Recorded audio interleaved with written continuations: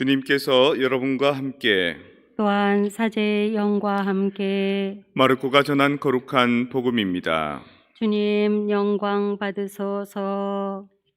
그날 저녁이 되자 예수님께서 제자들에게 호수 저쪽으로 건너가자 하고 말씀하셨다. 그래서 그들이 군중을 남겨둔 채 배에 타고 계신 예수님을 그대로 모시고 갔는데 다른 배들도 그분을 뒤따랐다.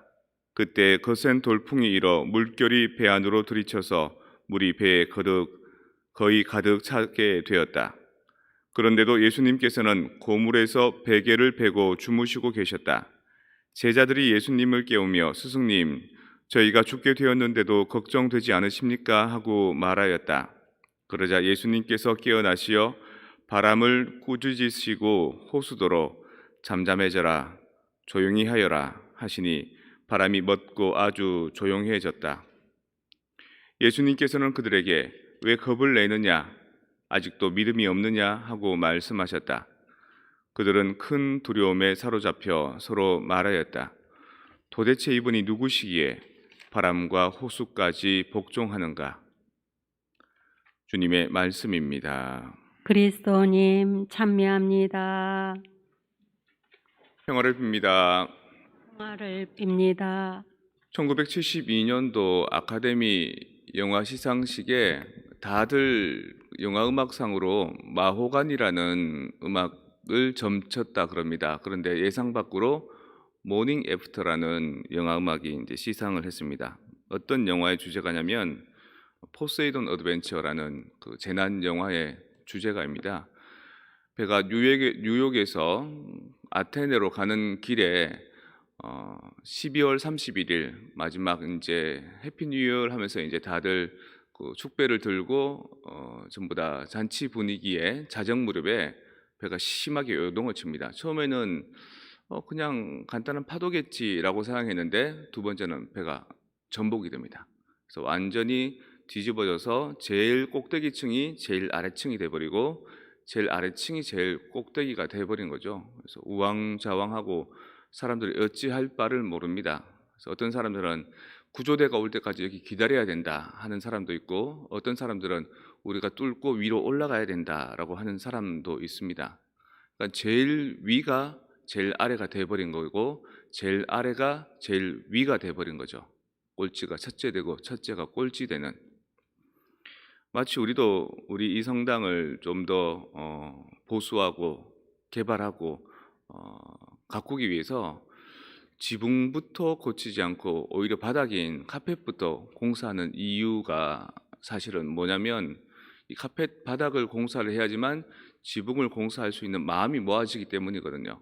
마찬가지로 이 사람들은 지붕에 머물러 있기를 원하지 않고 바닥으로 올라가기 시작합니다. 대부분의 사람들은 남아 있는데 그대로 지붕이 남아 있는데 어떤 레버런드스라고 하는 명칭을 쓰는 아마 성직자 목사님인지 신부님인지 모르겠지만 그분은 사람들을 이끌고 이렇게 점점점 위쪽으로 그러니까 위가 돼버린 바닥을 향해서 올라갑니다. 계속해서 뚫고 올라가는 과정에 바다 속이니까 이 물이 고여서 가로막고 있을 때 60이 넘으신 어떤 아주머니 한 분이 체구가 이제 커진 거죠. 이제 나이가 들어서 나이살이 이만큼 찌셨는데 누군가가 이 물을 건너서 저기다가 로프를 묶어야 되는데 본인이 가겠다 그럽니다. 그래서 나이나 이 체구를 봤을 때 너무 무리하지 마십시오라고 사람들이 말리니까 메달을 하나 보여줍니다. 저는 YWCA에서 이 메달을 받은 사람이에요. 금메달을 딴 사람이에요. 수영대회에서. 제가 갈게요 이러면서 풍덩 들어갑니다. 들어가서 한참을 헤매다가 목적을 달성하죠. 이렇게 줄을 묶고 사람들을 다 건너오게 한 다음에 너무 무리해서 심장마비로 그 자리에서 이렇게 돌아가십니다. 그리고 과정 고초를 다 겪어서 가는 중에 어떤 무리를 만납니다. 그쪽은 확실하게 신부님인데 신부님이 다른 신자들을 데리고 묵주화를 돌리면서 중얼중얼 거리면서 어느 방향으로 갑니다. 근데 그 주인공 지네크만이 봤을 때는 그리 가면 안 되는 길이고 우리가 아까 봤을 때 거기가 화재로 다 불타고 있었고 거기 가면 낭떠러지인데 가지 마라 그래도 그분들은 뭐라 그러냐면 하느님께서 이끌어 주신 대로 간다 그러면서 갑니다. 맹목적으로. 마지막에 이제 거의 그 문 하나만 딱 이제 통과하면 되는데 배가 뒤집혀졌기 때문에 원래 문은 바닥에 있어서 들어가기 쉽지만 문이 거꾸로 되어 있는 거죠. 근데 그 문을 통과하려 그러면 뜨거운 김이 나오는 증기가 있는데 그 증기를 이제 틀어 막아야 되는 겁니다. 근데 그 증기를 틀어 막기에는 공간이 한 여기서 이쯤 이렇게 떨어져 있는 거죠. 누군가가 달려가서 그거를 막아야 되는데 그렇게 하면은 거기서 이제 힘이 빠져서 떨어지는 거죠. 그거를 마지막에 그 레베런더스 목사님인지 신부님인지 그분이 해냅니다. 해놓고 하는 말이 주님 이때까지 당신께서는 한 번도 도와주지 않았지만 우리가 우리 힘으로 이까지 해냈습니다. 더 어떤 희생을 원하십니까? 할 만큼 했습니다. 이제 당신이 좀 해주십시오. 이러면서 그를 잠그고 힘이 빠져 떨어져 죽습니다. 불구덩이에.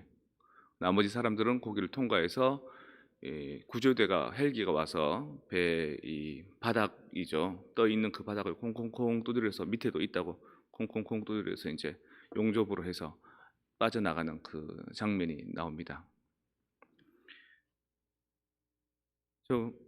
우리 힘으로 해냈습니다라고 하지만 그 과정에 이끌어 주신 것도 아마 하나님이 해주셨겠죠. 그리고 우리 힘으로 해냈습니다. 하나님은 당신은 뭘 해주셨습니까? 이제 당신이 해주십시오 하는 것도 마치 욥의 기도처럼 제가 할 바를 다 했으니까 이제 당신께 맡깁니다. 이런 기도가 되는 거죠. 그 영화가 만들어지고 난 뒤에 뭐 타워링이라는 영화도 나왔고요. 그 뒤에 재난 영화들이 막 나오기 시작합니다. 인간이 얼마나 나약한가. 그리고 그 나약함 중에서도 정말 극복할 수 있는 것은 용기, 믿음, 신뢰, 그리고 나 자신만을 위하는 것보다 다른 사람을 먼저 챙기는 그 마음들이다라고 이야기해 주는 거죠. 배 타보고 풍랑에 한번 빠져본 사람들은 다 생각할 겁니다. 아, 내가 1년치 바칠 기도를 오늘 다 바치는구나. 정말 무섭습니다. 세상에서 가장 아름다운 것이 바다입니다. 그러면서도 세상에서 가장 두렵고 무서운 것이 또 바다입니다. 그 양면성이 얼마나 이제 힘든지. 인생을 살만하죠. 아름답고 결혼하고 자식 낳고 집 사고 차 사고 안정감 있는 삶을 살 때도 있죠. 하지만 대부분은 고통의 바다 속에 고해 속에 살아갑니다. 한 고비를 넘기면 또 다른 고비가 나타나고 이 언덕을 넘으면 그 다음 언덕이 나타나고 그 안에서 우리는 하느님도 도와주시지 않고 주변에 어느 누구도 도와주지 않고 내가 극복해내야 될 때가 많습니다. 그리고 내가 혼신의 힘을 다해서 살다 보면 나뿐만이 아니라 나와 같은 동료들도 우리 가족 구성원들도 다 함께 나의 고충을 이해하고 분담하고 살아가는 것을 느끼게 됩니다. 물론 그 과정에 많은 다툼도 있고 몰이해도 있지만 결국에는 그 안에서 다시 뭔가를 이렇게 만끽하는 거죠. 신뢰감을 얻는 거죠. 어쩌면 인생은 한편의 영화일지 모르겠습니다. 처음에 영화가 시작되면 도입이 되고 그 다음에 갈등이 나오고 그 갈등이 정점에 다다랐는데 그 갈등의 정점들을 해소하는 어떤 클라이맥스가 또 나오는 거죠. 그러고 난 뒤에 모든 것이 평온해지고 삶의 목적과 행복을 향해 나아가는 영화처럼 우리도 그런 재난 영화의 한 편을 각자 살고 있는 건 아닌지 모르겠습니다.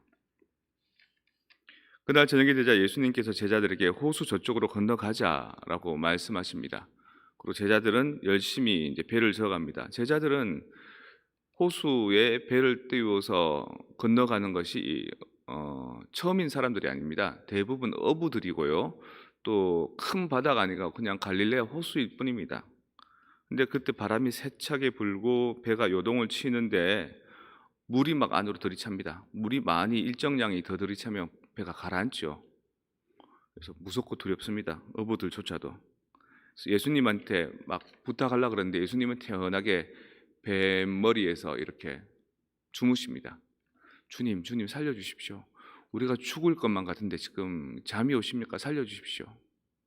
예수님이 일어나서 왜 그렇게 겁을 내느냐? 아직도 그렇게 믿음이 없느냐? 그리고 호수와 바람을 야단치십니다. 잠잠해져라.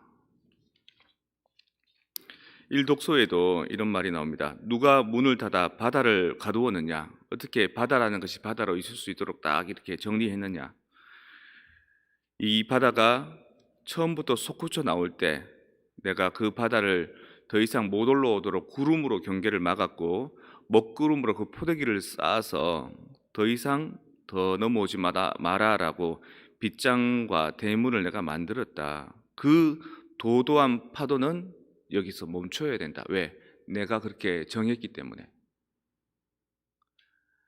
여러분은 힘들고 고달프게 살아왔습니다. 하지만 주님께 매달릴 때 주님께서 왜 그렇게 겁을 내느냐, 아직도 그렇게 믿음이 없느냐, 걱정하지 마라. 이 모든 게 다 지나간다. 내가 너희들이 극복하지 못할 고통은 절대 허락하지 않는다. 그리고 이 고통을 통해서야 너희들이 진정한 성숙의 삶으로 거듭나게 된다라고 여러분한테 말씀해 주는 겁니다. Father's Day, 아버지들 다들 이 풍랑을 헤치면서 배에 키를 잡고 오신 분들입니다. 그리고 어떤 분들은 그 모진 과정을 거치고 이제 좀 잠잠한 그 속에서 약간 무료하게 지내기도 하고요. 또 어떤 분들은 아직도 이 나이가 돼서도 허덕대며 살기도 하고요.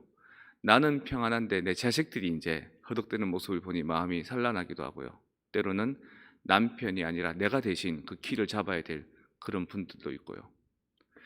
그런 분들을 위해서 오늘 주님께서는 이 독서와 복음의 말씀을 주시는 겁니다. 세상의 모든 아버지들 또는 아버지같이 여러분들 가정을, 여러분들 공동체를, 그리고 이 성당을 이끌어가는 이들에게 희망을 주라고. 왜 그렇게 겁을 내느냐, 아직도 그렇게 믿음이 없느냐, 걱정하지 마라. 이 모든 것들을 다 만들고 움직이고 그리고 기획한 것은 나다. 너희들 앞에 절대로 힘든 고통은 허락하지 않는다.